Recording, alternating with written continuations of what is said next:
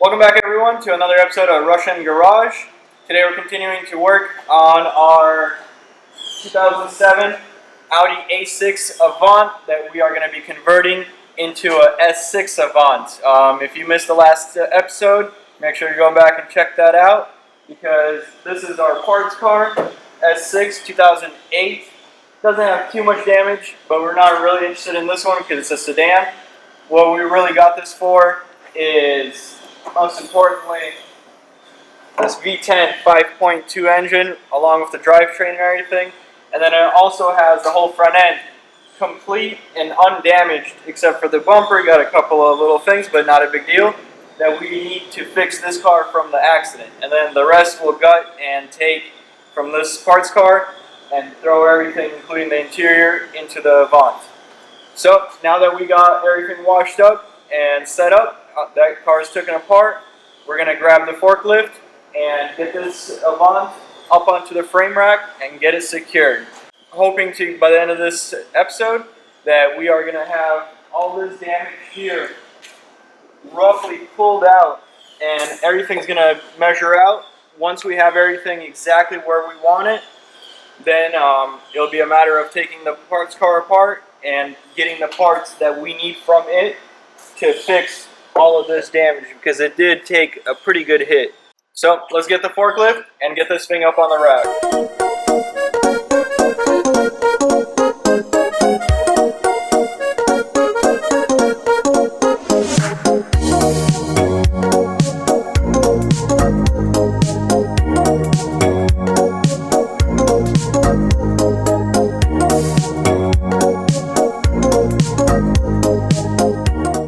Those pieces are heavy. It's thick, heavy US made steel, so we've got a lot of weight to them, but it's quality. So we got these in place, so let's see how we're gonna hook up this car. So we took out these jacking points that they have underneath. That way we can grab this flip right here. We've got this nice hinge weld that we can take these teeth. This has some nice good teeth in it. So we're going to put this into these, and then we're going to tighten everything up. And we're doing a little different today. It's going to be easier like this with the forklift versus having to jack up each individual corner and playing around with the level.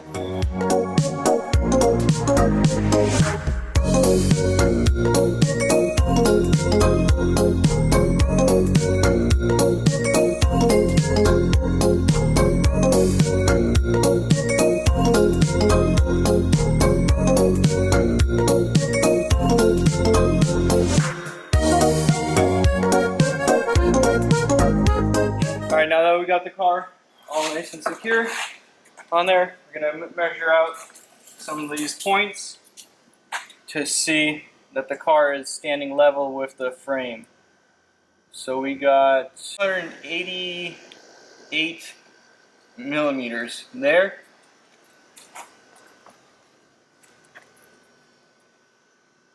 We got 288 millimeters there. Let's check out the other side. 288, just like maybe half a millimeter higher, but that's not a big deal. Alright, and the reason it is so important that the car is standing perfectly level to our frame is because, well, this is obviously damaged. This, we found a couple of kinks and other places where it's a little bit damaged, so we can't rely on the measurements off of this one to fix this one. So we're going to be getting the measurements for all this whole car, and we're going to be measuring everything from the frame. So the rest of the back of the car that's not damaged needs to be perfectly level to the frame. That way we can get our rails 100% back to factory. The next step is we're got to bring the towers around and do some initial pulls on this. Basically just a bunch of rough pulls to get it about where I eyeball it where it needs to be. And then we'll get the measurements and start playing around with it.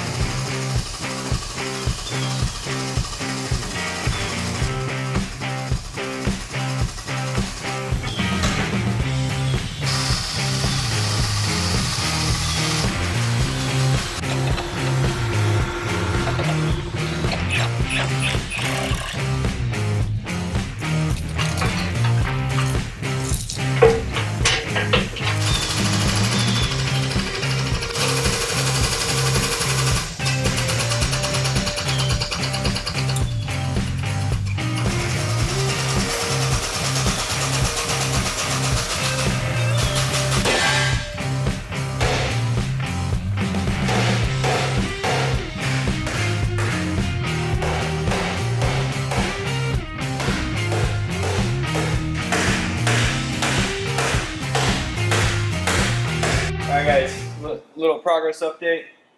This rail was off a little bit, but we got it pretty much exactly where it needs to be. We're still going to have some final tweaking to do once we get the radiator support and the rebar and everything else off the parts car. But the hardest part here is that this is supposed to be, it has just a slight little curb from what we saw in the parts car. So we got this pretty much where we want it. So now what we're going to do is we're going to open up this upper apron piece. We have all this damage here. There's more damage here. This is in. There's a buckle here. So we want to get as much of this out. We are going to be replacing this top piece most likely, but we want to get as much of this out and pulled before we start cutting and taking metal off of there. That way when we pull this, any other little things further back, we're going to be able to get those, and then we don't have to mess with those. We'll just have to replace the pieces. This I thought was going to be really hard to pull. Either our machine is really strong or this wasn't that hard to pull. So let's get this a little bit straightened out. Let's put some pressure on it and see how many of these kinks we can actually get out of there.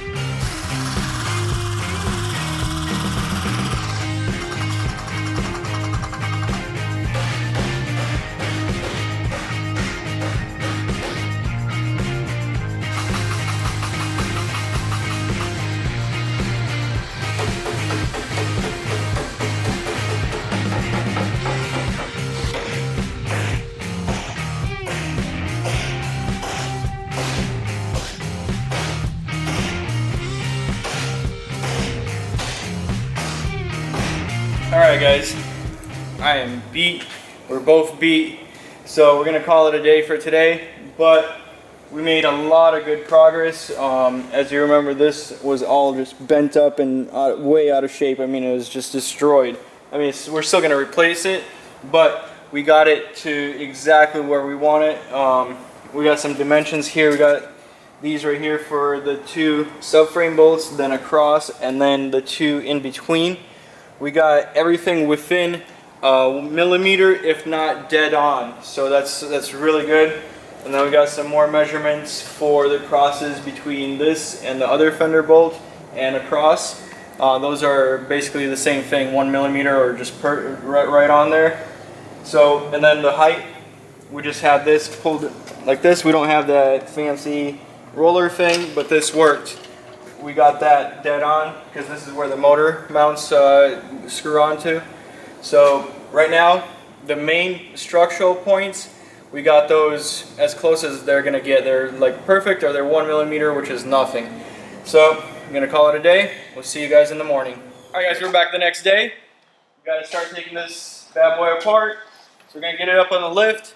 The first thing that we actually wanna do is wanna pop that exhaust off and just see what it sounds like without an exhaust, because it's way too quiet. I want to hear what this engine sounds like without any restrictions. So let's get it up in the air and do that first, and then we'll start taking the whole front end off to get this engine out so we can harvest all the pieces that we need to repair the wagon.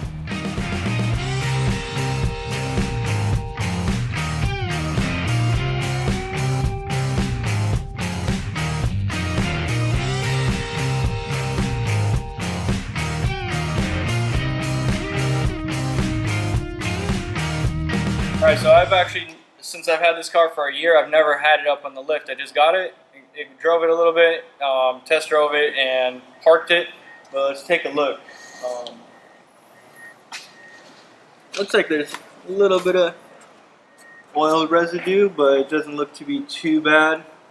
We'll get this engine cover off and we'll take a better look at it. We're going to have the engine out anyway, so any oil leaks or anything that we see, we're obviously going to get all those replaced right away.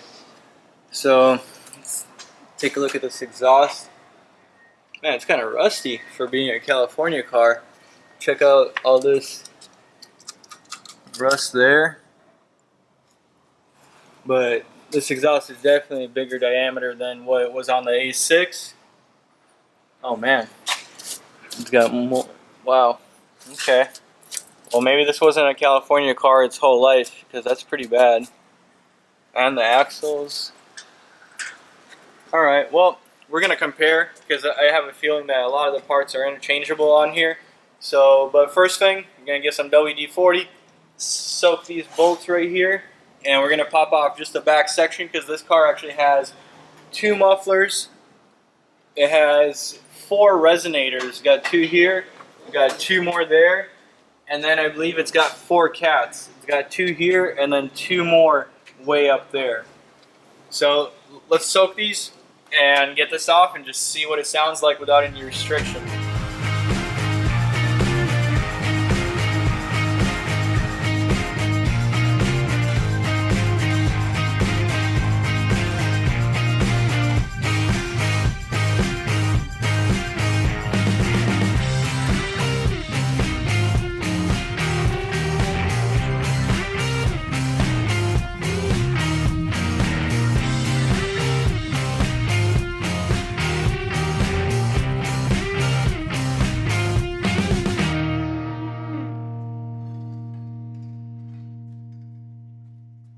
Alright, so we got the exhaust off the S6. So the overall length is the same and the shape is the same. Even these mufflers look like they're the same.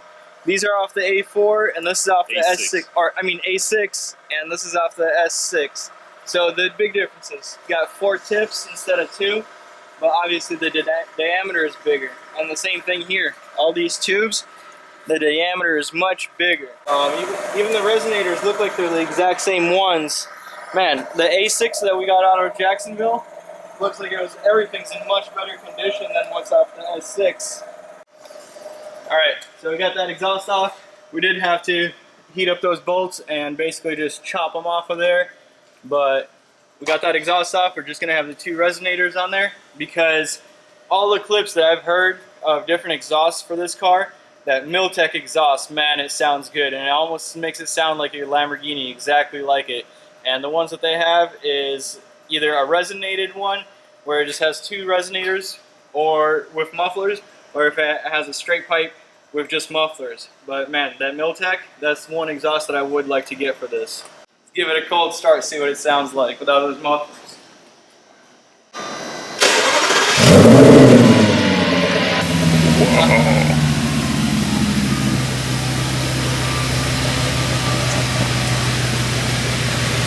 Dang. Got that deep little rumble to it. Let's give it some revs.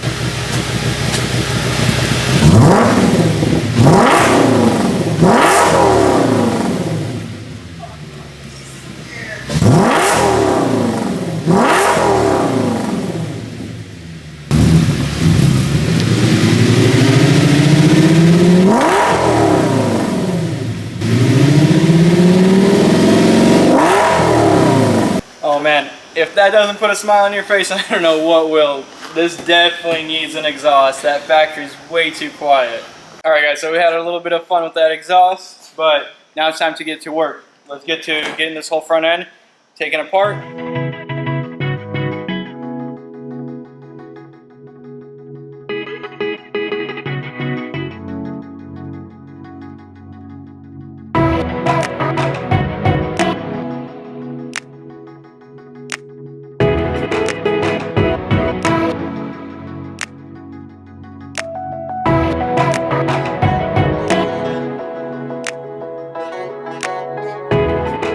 Little progress update.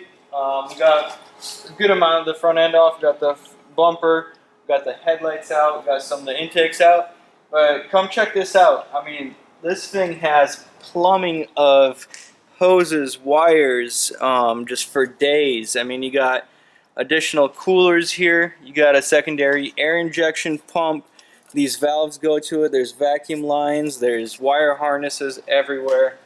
But then on this side, it's almost empty.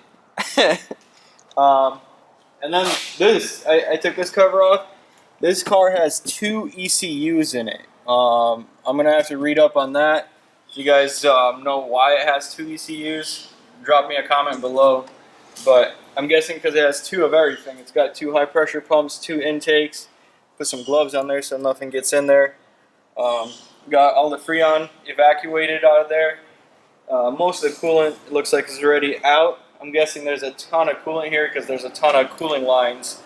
So the next part is going to be take off the condenser, the radiator, to get closer to getting this radiator support off, and then we'll come back and see what's hiding behind here, because you can't see anything in there.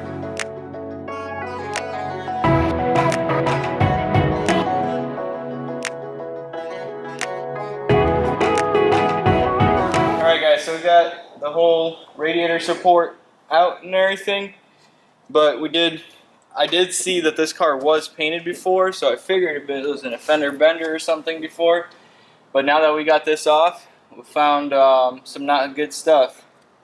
Some, I'm guessing JB Weld or something, but that's the block of the engine. And you can see that it's not really leaking, but not hard, but it's still leaking. So we are going to have to clean this up and see exactly why they JB welded this, because you can see a grind mark there. There's a bolt missing here. This bolt is crooked and not even in there, probably cross-threaded. And it's a little bit more rusty than I was expecting it to be. But I guess it is what it is. The engine still runs good. Hopefully we can just clean it up, fix this, and go from there. But the serpentine belt, the only thing that it's spinning is this giant alternator, which also has coolant lines going to it. So it's a water-cooled alternator, and I haven't seen that before. And then the other weird part, I guess once we get the engine out, we'll figure out this AC compressor.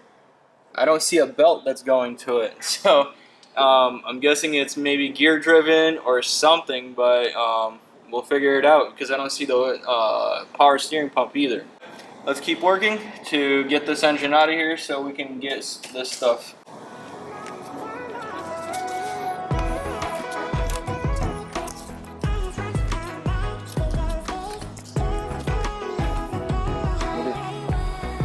What is this? Panel bond?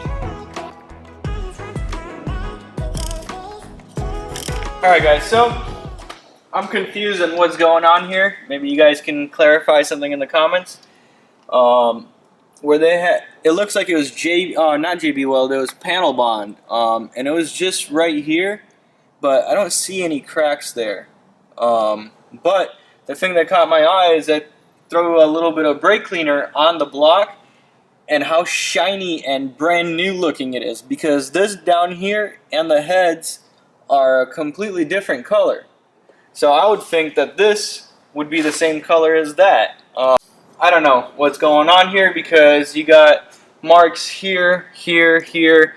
This all looks like it's brand new. This motor looks brand new. This is for the flaps inside the intake. That's usually a problem on these engines, that from the little bit that I know about them. Then you got bolts missing here. This bracket is supposed to be there. So there's a bunch of unknown stuff. I'm thinking that it's a possibility, again, I don't know, that this is so shiny and new looking that maybe they did replace the block for some reason. So we decided to, we got a new toy, we got a camera with a little bit of a mirror on there, and we can go inside. I decided to see what the cylinder walls look like. So the cylinder walls look very new, or not much to them. Also, these, I know that these have carbon buildup. There's one valve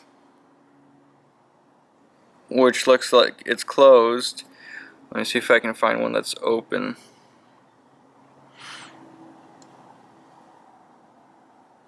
Okay, and that one is open. That looks very clean. It's got a little bit of a deposit on it, but usually there'll be a bunch of stuff from what I've seen on other cars, German cars, build up right here and inside the intake right there. So these actually look pretty clean for the carbon buildup. Let's check out the other cylinder. Looks like the valve covers are leaking. That one's slightly open. Oh wow, there's 4 valves per cylinder. That looks fairly clean too. I mean, we're going to pop off the intake and check them out. You can see a little bit of a buildup there, but not bad. Alright, so I don't know what's going on with this engine. We did run a Carfax on it real quick. It was serviced at the Audi dealer most of its life until the very end. There weren't too many records, but the owners switched every 5,000 miles. They're getting traded in. But this engine runs really well. So I'm hoping that it actually does have a new sharp block on it. But once we actually get this whole engine out, we'll see if that back timing cover had been ever removed or anything else like that. And if it is a new short block, they probably replaced the pistons and everything else inside there, along with all the timing stuff. And that's a lot less money and time that I'll have to, invest into this in order to have this engine last a while before it needs to be taken out and serviced again. Alright, so day 2, we're all done for today. See you guys in the morning. Alright, a little progress update. Got a good amount of the stuff, pretty much. I think we have everything unhooked. The only 2 things that I know that are not unhooked are the heater hoses, which I can't get to, and the cable that goes from the shifter to the transmission. Those I'm going to have to unhook after I lower the engine slightly and I have access to them. Right now, we have to get the axles undone. We have to undo the axles so we can get them out of the way along with the control arms. These Audi axles, every single time, they are really in there and they're super hard to get out. We tried the big impact, we tried the breaker bar. It's not working, so we're going to give it a little bit of heat. Hopefully that helps to free them up.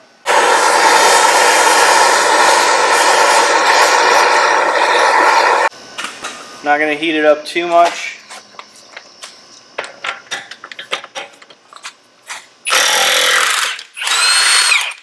A little bit of heat does wonders. You can see what was holding it in there.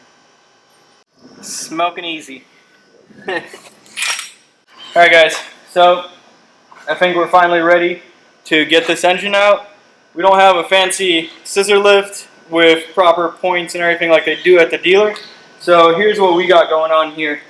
We got 4 jack stands. We got 2 at the front, and then we got 2 on the back of the transmission. Everything is touching right now. Now we're going to go ahead and unbolt it, and then we're going to slowly start lifting up the car. And that, in theory, this engine should stay exactly where it is.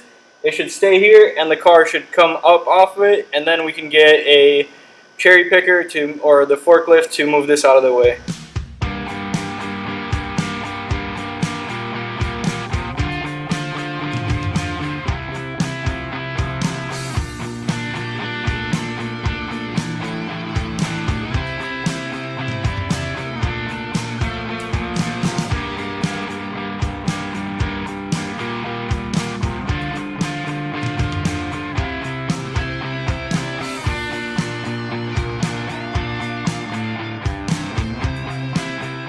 Alright guys, got this engine out, so let's check it out.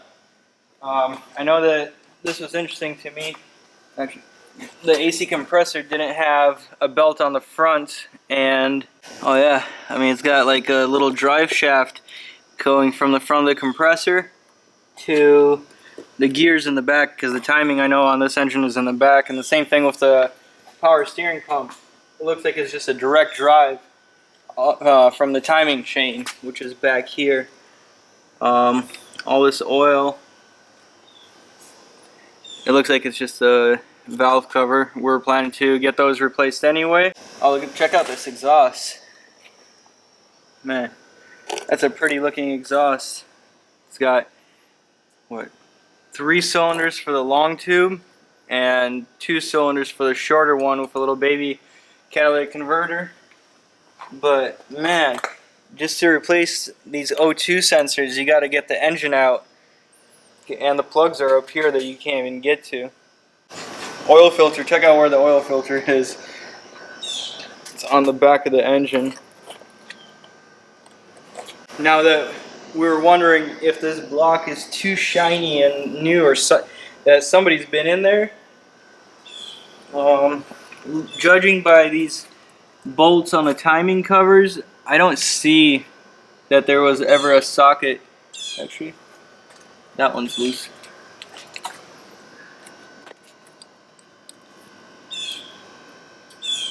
Yep.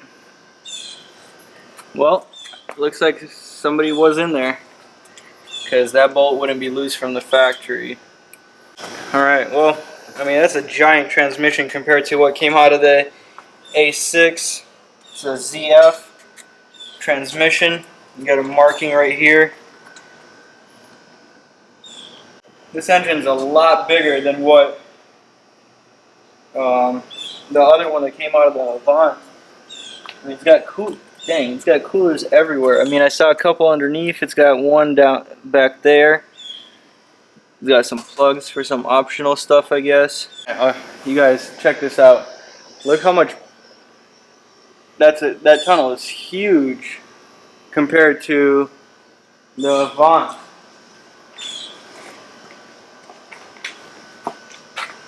Oh man. This just might have turned into a whole nother animal, or even something that's not possible to do. Again, there's not much information online about this. I guess we're gonna have to get all these shields off of there, get that transmission mount out of there, and just start measuring. Hopefully we can do something without having to chop up the whole car, or if it's even possible at all. Alright guys, I've got to think about this. Alright guys, I think that's going to be it for this episode. We got the engine out of there.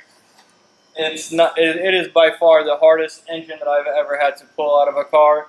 I don't know how we're going to get it back in there, but we're going to figure something out, and we definitely got to figure something out with that tunnel, because there's no way that this engine and transmission are going to fit into that the way it looks right now.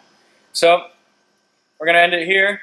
If you guys are subscribed, thank you for support, and if you're not, make sure you smash that subscribe button, and we'll see you guys on the next episode.